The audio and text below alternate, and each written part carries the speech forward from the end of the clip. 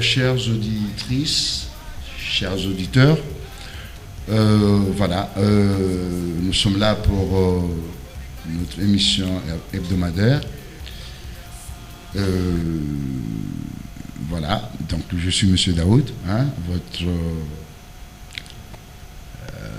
votre agitateur du lundi à 20h. Aujourd'hui, nous allons parler des mairies. Vous savez que il y a environ un an et demi, des élections municipales ont eu lieu aux Comores. Une première d'ailleurs, parce que c'est la première fois que nous avons des maires. Auparavant, nous fonctionnions sur la base des structures coutumières. Et donc, les autorités antérieures ont décidé d'introduire les maires. Le souci, c'est que ces maires ont été élus et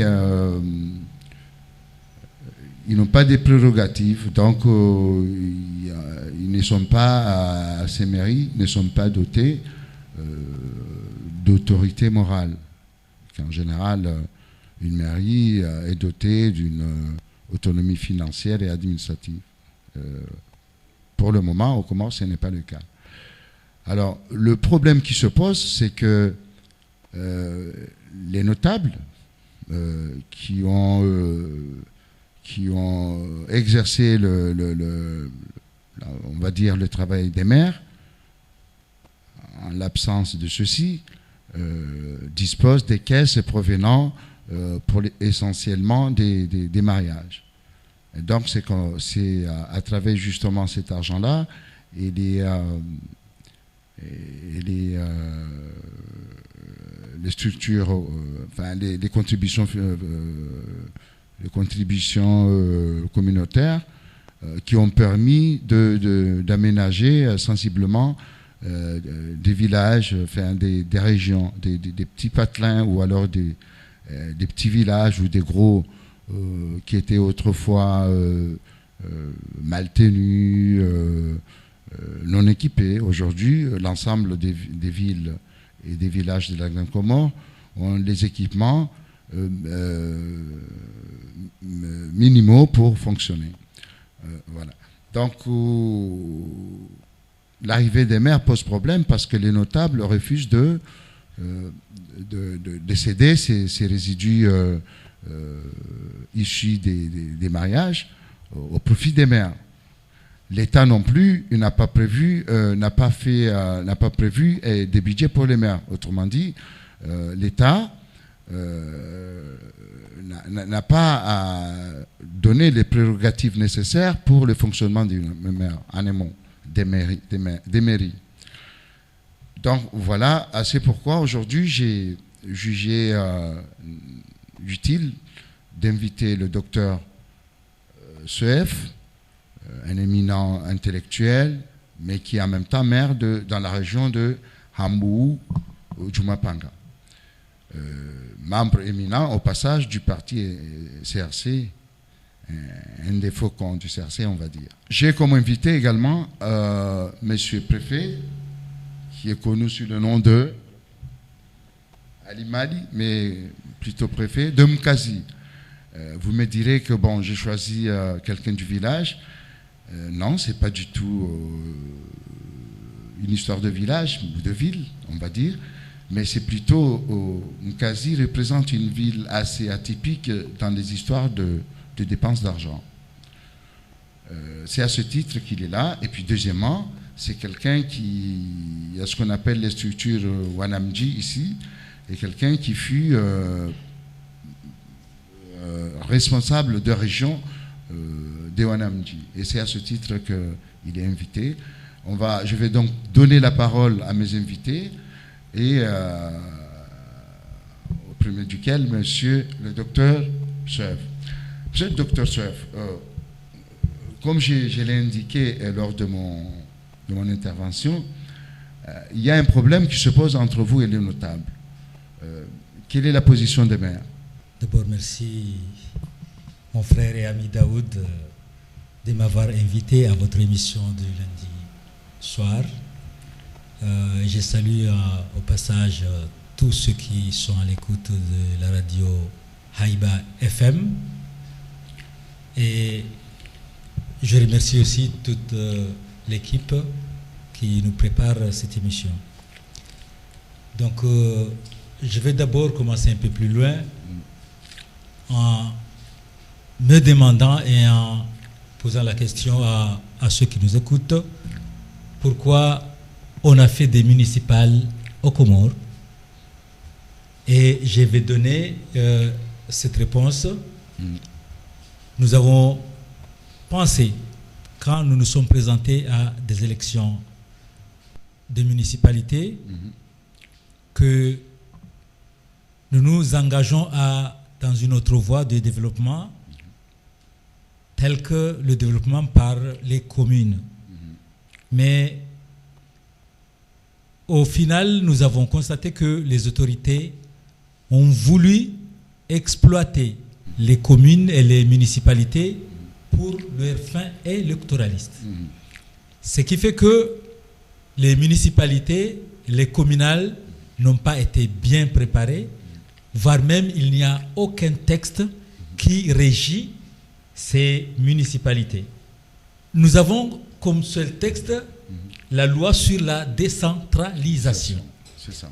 Une loi sur la décentralisation qui n'a tenu compte de rien, de la réalité des communes, Tout à fait. parce que c'est une loi qui a été votée 5 ans avant la municipalité. Donc, les difficultés que nous sommes en train de rencontrer actuellement ne sont pas tenues compte dans le texte qui est fait il y a 6 ans.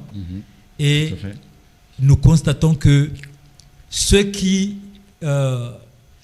préparaient les municipales n'ont même pas préparé aucun arrêté d'application de cette loi, ce qui fait que nous sommes confrontés aux Wanamji, aux notables de village, parce qu'il faut que nous partagions leur retombée des mariages et des festivités coutumières. Bien sûr, nous sommes confrontés à une opposition farouche dans nos villages et communes. Oui.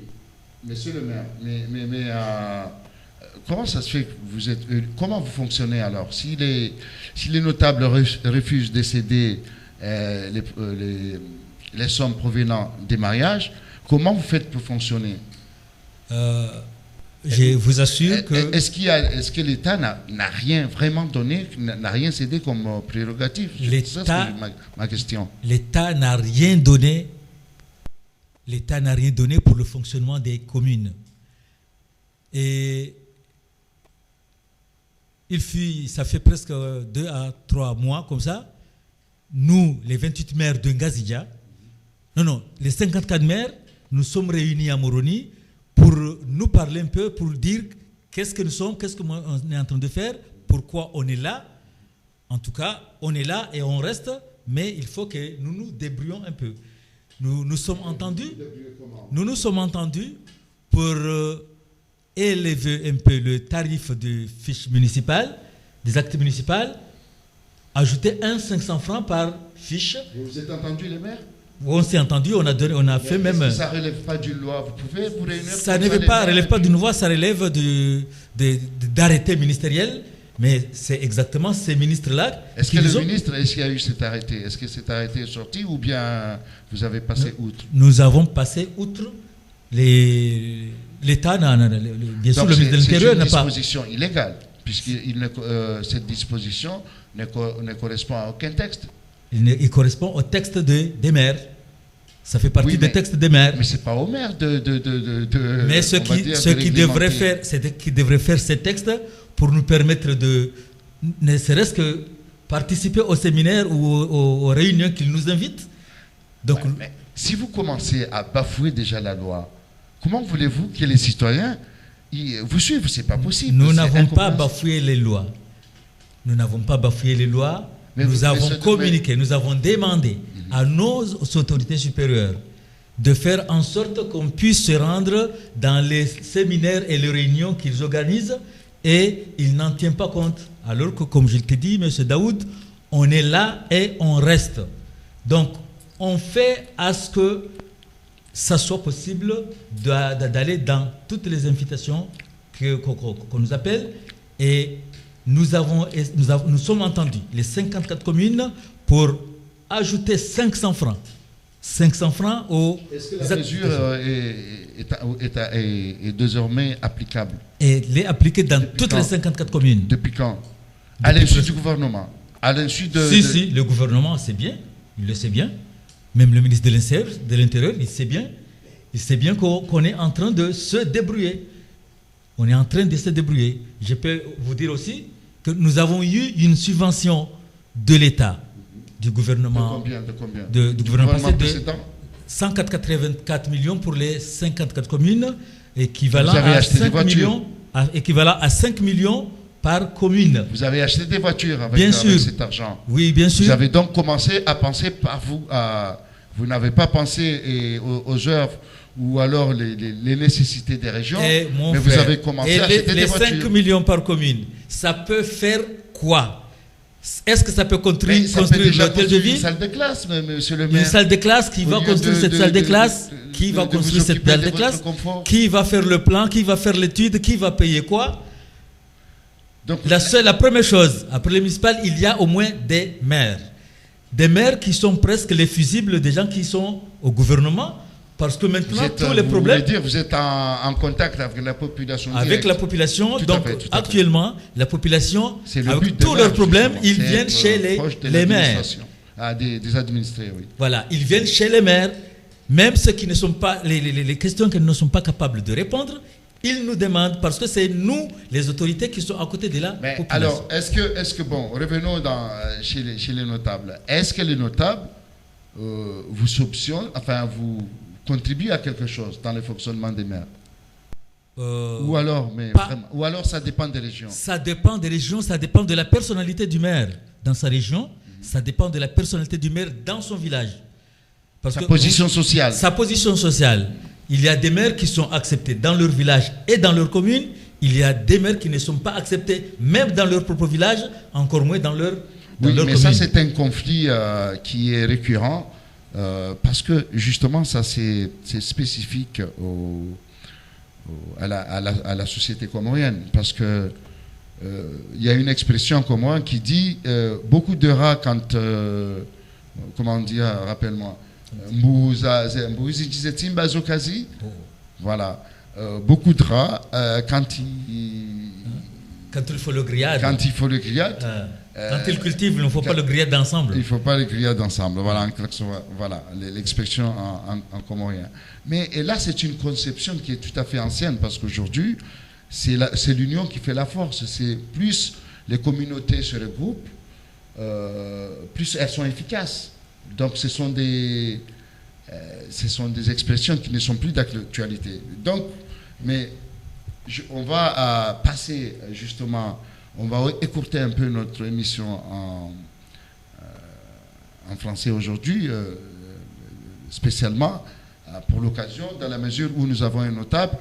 Nous avons choisi délibérément de prendre un notable qui ne parle pas français, parce que ce notable-là représente la réalité de la communauté comorienne. Donc, on va passer à l'émission en français et on aura compris que vous avez des problèmes. Maintenant, en langue nationale, on va pouvoir aisément discuter justement avec Monsieur le Préfet de ce conflit qui, si j'ose dire, qui existe entre vous et les notables.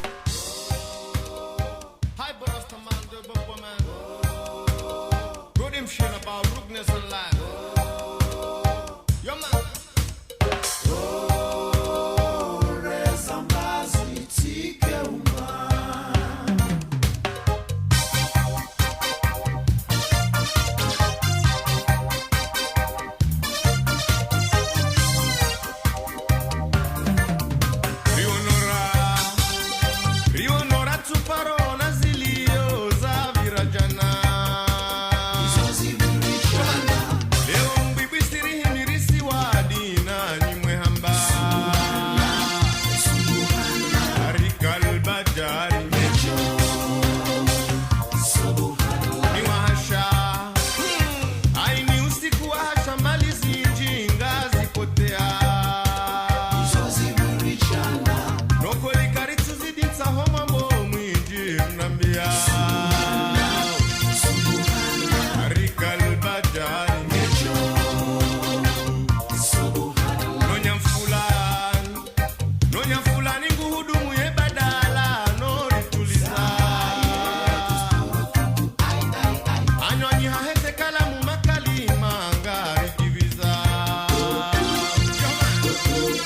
ife mitungejo